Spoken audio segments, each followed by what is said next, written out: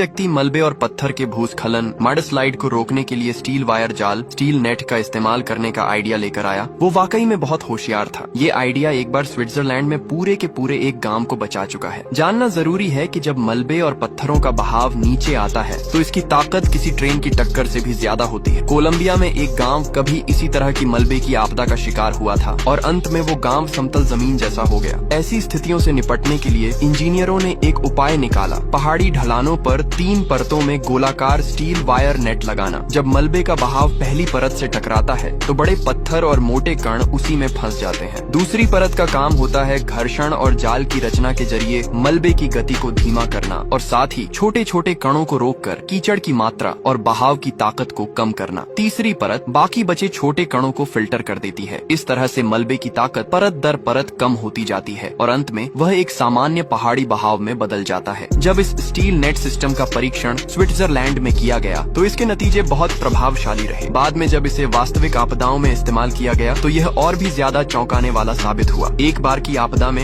ये जाल पहाड़ पर लाखों घन मीटर मलबा रोकने में सफल रहा और नीचे बसे गांव की पूरी तरह से रक्षा की। आज यह तकनीक 20 से ज्यादा देशों में इस्तेमाल की जा रही है। इन स्टील नेट्स को लगाने के लिए सिर्फ एक बड़ी खुदाई मशीन एक्सकेवेटर की जरूरत होती है और इनकी देखरेख भी बेहद आसान है। इंजीनियरों की इस बुद्धिमत्ता को सच में सराहना चाहिए।